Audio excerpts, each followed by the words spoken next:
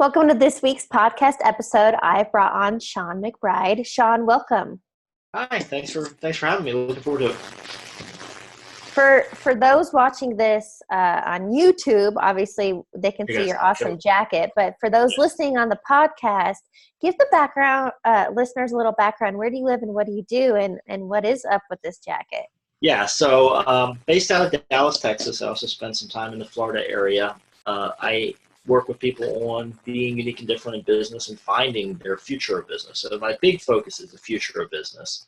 The coat specifically, I'm wearing a pineapple jacket here on the show, and it's about doing business differently, which is, I think, one of the big focuses as we move into the future of business. We prepare ourselves, we prepare our organizations for the future.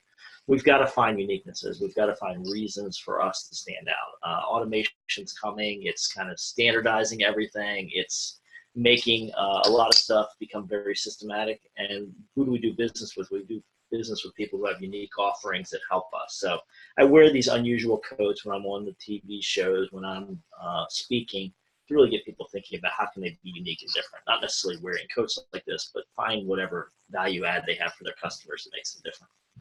Well, and even outside of the business realm, this whole theory or idea of stepping into your authenticity, to be unique, to not be a sheep in the crowd. So what happened that this is what you're about?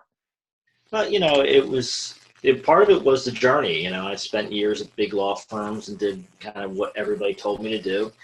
And, that works to some extent, but people don't trust it. And so I built my own law firm, and that went well, started speaking to attract more clients. But what happened was I was dressing like your standard lawyer. I was giving the standard presentation, and I would get off stage and people would be like, you're not like every other lawyer. And so there was this disconnect between the visual of what I was doing and how I was speaking and how I was relating to people. So I kind of just broke the mold. So now when they see me in an unusual suit, people have to stop and think, and they have to say, who is this guy and why is he doing that and what does this all mean? And that's what I need. I need that pause and that reflection to open new ideas up in people.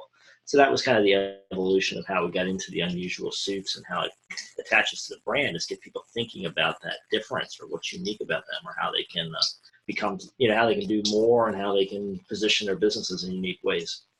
And now you found that being different is working for you, right? Oh yeah, absolutely. People will come up to me and they'll talk to me now. They'll just randomly engage with me, which opens up so many conversations, which, when you're serving a message, to have people come to you, talk to you, want to engage with you, and get that conversation started, that's huge. And then, to go up on stage, come off stage, and have more people, a much greater percentage of people want to come and engage with you, means you can open more conversations, you can talk to more, you can help more people with their problems. So for me, it's about getting to that result for other people. It's, how many people can we help? How many people can we get to their place in their business lives and their life journeys too? Because a lot of this stuff applies to business and life. And a lot of it's opening yourself up, being authentic, and not being afraid to show something unique. It doesn't have to, again, be a crazy suit, but show something unique to people so that they can attach to that, so they can trust you, so they can feel connected. Do you believe that so many people come up and talk to you because they just feel that you're more approachable? Is the jacket a conversation starter? I think that's it. I think it makes me approachable, right? People come to me and they say, oh, wow, if he's wearing that, he must be open to talking. And he's not the scary lawyer, right? I think a lot of people are scared that, somebody who presents themselves, in a certain way, wears the same attire as everybody else, particularly suits with ties. They're like, that person might be stuffy. They may not want to talk to me. They may look down at me. This, certainly sends the message, hey, we're all on the same playing field. Let's talk. Let's hang out. We're all friends, and there's nothing really to be nervous about. And so it really does help serve that message. A lot of people, it ends that intimidation factor.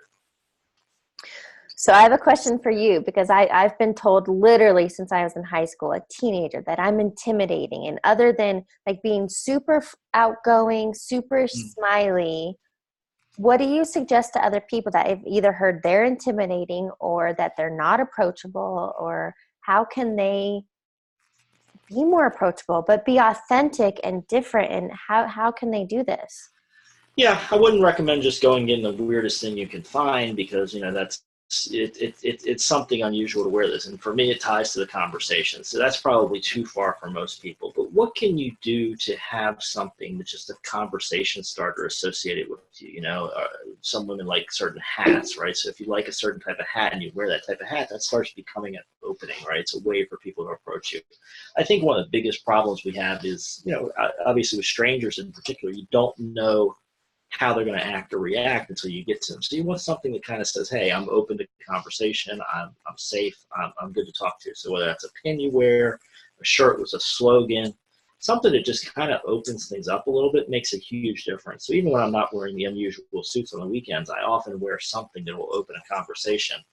And that does a good job of getting people to say, okay, this person isn't standoffish. They're probably going to be safe to talk to. They're sending me the signal that they're open to interacting with other people. I think a lot of people are just scared of that. So, yeah, I mean, you're just trying to make that safe for other people. And for a lot of us, that's critical, depending on what your job function is. If you're an advisor, if you're helping people, you want people to feel safe to interact with you. So what can you do to kind of take that barrier down to make it safe and easy for them to come to you and make them feel like they're not taking a risk? So question for you, what happened in your life experience that has made you step into this? And, was it an internal, something was nudging you? I just, for a long time, I just did what people told me to do. So, I mean, I was good at school, and, hey, you like math, you like business, you ought to go be an accountant. So that was kind of the first journey I took. And I didn't make it out of undergrad school as an accountant because I said, I can't do this for the rest of my life. But I had taken a survey course in business law, and I said, this is cool. Let's go be a business lawyer. So I started doing that. And that was fine for a while, and it took me a direction. And I still love business law, and I still practice for my friends, family, a close group of people within my law firm. I still will do the actual legal services, but it was just stop listening to what everybody else is telling you and build something different. And one thing I found as a lawyer in the early days of my law firm was people were coming to me after they had problems, and I don't mind helping people fix tangled situations that they get into after the problem. But there was that, hey, we should get ahead of this. We should be fixing it before it's a problem. Let's help more people. And that's one of the reasons I went with it. So, yeah, I think there's always been this push to help people get ahead, make a plan that works to avoid problems. Because as a lawyer, you can make a lot of money off other people's problems, but I'd prefer to get people to avoid the problems altogether and have better lives. So there's always been that push in me of, okay, I don't mind helping you now that you're in a situation. Let's make it as good as we can. But wouldn't it be better if we had more people avoid these terrible situations, these legal problems, before they even happen? So question for you, whether it's authenticity or, just breaking away from what you should be doing, what is your one piece of advice to listeners who maybe feel stuck? Yeah, I think you need to listen to yourself, right? So if you're feeling stuck, you obviously have something unfulfilled, right? There's something that you yearn for that you can't get to. And depending on where you are in your journey, you need to figure out what that is, right? So there's, some people just feel like, hey, I'm enclosed in here. I can't be myself. I can't get there. That's the early stages of it. The later stages are you start getting more crystallized about what you might want to do, what you might want to build. But if you're feeling stuck, that's your great clue that you've got a problem. So now's the time to start testing and experimenting, right? I've been doing a lot of writing. That's one outlet, videos. Start talking to people about the things you're interested in and start researching it and building around it. I've found by writing articles on future business topics, my depth of knowledge gets deeper and deeper. I go into new realms and I connect with more people. So, if writing works for you, that's one avenue. But test out your way of building knowledge and testing different things that might work for you. So if you're feeling stuck, start looking for different outlets and see what resonates with you and start moving that direction. And what your specific plan is, it's going to depend on your situation, right? Can you leave your job? Do you need the money? Where are you at? You can start figuring those pieces out. But one of the keys is if you're just feeling stuck is you need to start experimenting and start figuring out where you might want to go, what resonates with you. It's funny you say that. You keep saying feeling stuck, because I actually did a podcast on that, because I feel like I used to be in those shoes, right? I was in corporate, I felt like a hamster on a wheel, and I always complained about feeling stuck. No passion, no purpose. But the thing is, I feel people get comfortable in this daily rut and they don't know how to get off. And so I Yeah. think what you're suggesting is try new things. Right. Well, Be curious. yes. Yes. And then a lot of people, and it's interesting. So I work with people from a variety of age ranges in my practice. My consulting and my legal, I get people from all different ages.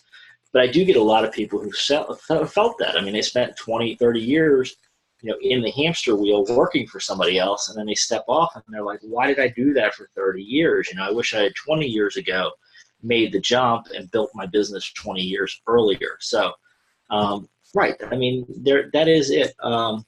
Depending on where you're at, depending on what type of company you're at, there's a lot of companies that, they just suck your creativity out of you and they put you in a box. And if you have a creative side, and I believe we all do, that can be draining for you. So if it's not resonating with you, if you feel like you just can't break out, if you feel like you're just going through the motions, that's your early signals that it's time to, start looking at how you can change something up, because there's great possibilities out there. There's more life fulfillment beyond just showing up every day and sitting in traffic for an hour each morning. Yeah.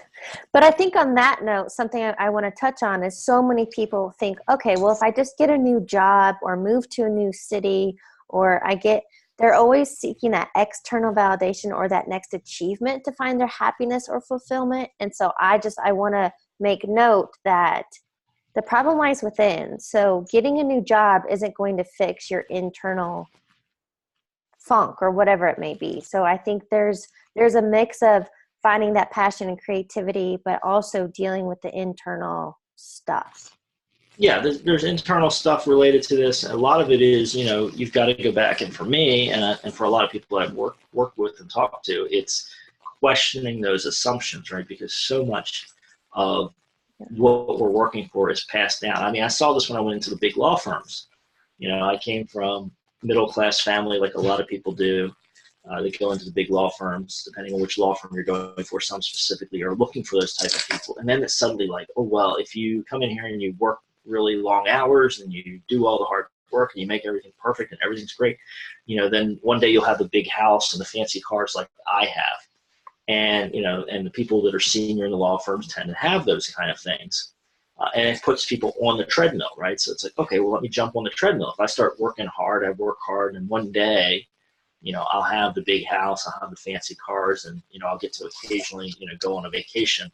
And they see that. And so the question is that what you really want? Is that authentic to you? And I'm sure there's some people out there that, they want to, give up all their hours in exchange for a big house. And there's other people that say, hey, what are my core values? What's important to me? And how do I want to earn that big house, right? I mean, there may be multiple paths to get to that big house. You can earn that through entrepreneurship and building your own business, but it's a different journey. And so are you willing to say, hey, I value bringing out my creative side. I value helping other people. I value, doing the hard work to build myself, versus following a pre-printed plan where other people are going to set the rules for me. You have to figure out which path you want to go. I don't know if there's a right or wrong answer, but if you're feeling those notions you're talking about, I'm saying you probably got some issues to get into, whether it's a personal issue, whether it's just you're listening to other people. There's some reason why you're feeling that feeling that you're feeling. Yeah. And I think even suggesting that to people, it might be kind of overwhelming or feel heavy. And so I think to come from a lighter space and just be curious and to have fun. And I believe life is about joy and adventure. And if you want to manifest material things or experiences like travel, you can have it all. And I think so many people live in that small box and are limited, but it's only because they think so. Yeah, what do you say? Have fun, get creative. Break the mold a little bit, and test things out, right? I mean, and I'm kind of thinking back to my days, if working, long and hard Monday through Friday, and then trying to escape the city on Saturday and Sunday, and going to crowded amusement parks and other places, beaches and other places where everybody's at. If you want to do something differently than that, you're going to have to go back and question some fundamental assumptions and say, okay, this isn't working. How can I build something different So yeah, I mean, do it your way, and it's all about having great experiences, right? We have our time on Earth. We get to leave our impact that we have with other people. We just need to figure out our path for doing that. Yeah.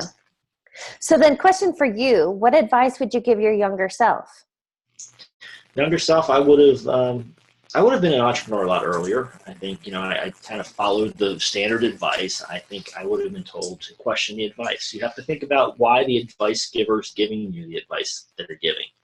A lot of them, it's because they're in a certain path. One good rule of thumb is, don't take advice from somebody unless you trade places with them. Well, that's difficult for me because there's few people I trade places with, right? I just, I want to build things my way. I have my way I want things. But, is the person achieving the lifestyle or what you want, right? So listening to your high school teachers and listening to maybe some of your college professors, well, they all went through a certain thing in the academic world.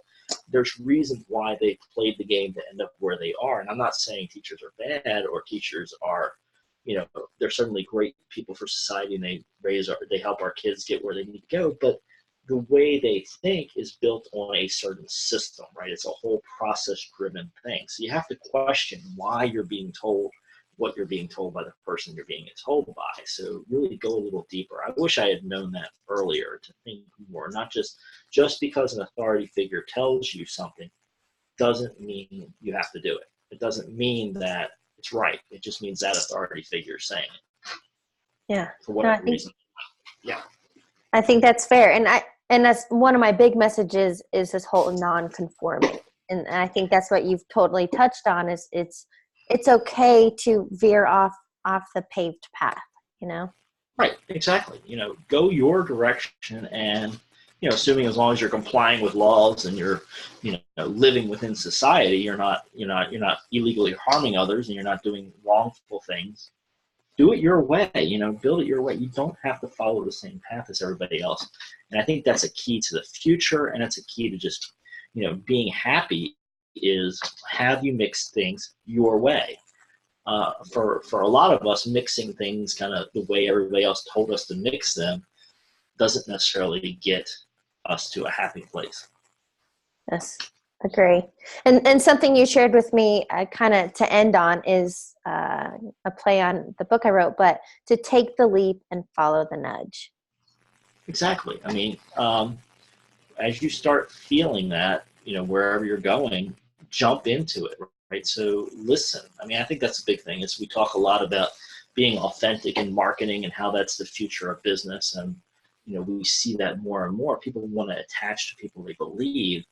Part of being authentic is you have to know who you are. You have to listen to yourself, right? That's kind of one of the early seeds of authenticity is who are you? You can't really express who you are if you don't know who you are. So you've got to take the initiative and you've got to listen to those hints from inside you about what you value, what's important to you, what makes you different. And then you can expand those out. Yes, love that. Well, I have a few rapid fire questions for you to wrap up the interview. The first one is, what is a quote or motto that you live by? I'm thinking of a concept. Actions speak louder than words, right? I mean, that is one that critically comes up all the time, right? Is watch people's actions, don't listen to their words, see what they do. Yeah, 100%. That's actually one of my big pet peeves is people can talk. They can tell you all the things you want to hear, but I'm all about show me. Exactly. And that's what really matters, right, is at the end. And there's a whole group of people out there that know that. They are in the business of selling the dream, selling the plan, selling what you want, knowing full well that you'll give them what they want right now and you'll never get what you want. So be very careful about that. Watch those actions, definitely. Actions speak louder than words is something that constantly comes up in my world. And also giving people a chance to show you who they are. That's the kind of the corollary of it. Is a lot of situations I say, okay, we'll give somebody a chance. Let's give them some small amount of authority or some small leeway, and let's see if they actually follow through and do what they say they're going to do or not. Yes. Second question, what is a book you're currently reading or one that you highly recommend? I'm working through a book right now. It's very interesting. It's called Contagious. It's about how marketing efforts and other things catch on. And these guys go a little deeper than Malcolm Gladwell, and I'm a huge fan of Gladwell's series of books. There's a lot beyond Tipping Point, because Tipping Point just kind of talked about things that happened. And didn't really say why did some happen and others didn't happen. It just picked things that happened, it hit a tipping point and became a big phenomenon. This book, the authors are really examining why certain things have caught on and others haven't. So I'm finding it very interesting. I'm learning a lot as I go. I've already picked up some nuggets about halfway through this book. So. Awesome. Yeah, I'm ready to get more into that. I love psychology. Yep. And science and metaphysics, and I love that kind of stuff, but I want to get more into the business and understanding, because there's a lot of psychology and marketing too. Oh, it's huge. So I tell people I often wish I had studied more psychology, because if you get into the business world, a lot of what you end up doing is psychology, right? Why is that person doing that thing? Why is it that important? Where can we go with this? So yeah, critical. Final question for you. What's next on your bucket list? Working on a couple of books right now, so that's big. And just building this machine and my business. One thing I want to start doing is in-person workshops, and I've done them on a very small scale. I want to start doing them on a lot more frequent scale and a lot more different topics. So I really want to work with people regularly to help position their businesses for the future, get their sales machine going, get their time management going. So that's where we're moving to. So this is going to be, this couple-year transition as we get bigger into this, but getting people to come in, do focus sessions, and really get them focused on something. It's something you'll start seeing more and more coming out of my business is these kind of focused workshops, really intensive, deep dive, high value added stuff where we can get people moving in a new direction very quickly. And what is your drive for that? It's just needed, right? I mean, I've had great experiences with some workshops. I've had some bad workshops over the years, but I've had some great ones. And I see some big changes coming in the future of business. I'm a huge believer that we all need to be thinking about what the future is, taking proactive steps, and positioning ourselves. So it's a combination of things. It's bringing knowledge and expertise about the future of business, getting people thinking about the future, and then delivering it in a way that they can really connect with and make big changes in their lives and careers. So it's a way to really compel and to make big things happen for a lot of folks. That's what's driving it behind the scenes, is bringing all these great things together to really change the future of people. Well, I look forward to seeing that impact. Sean, thank you so much for joining me today and sharing your story. My pleasure. Thanks for having me.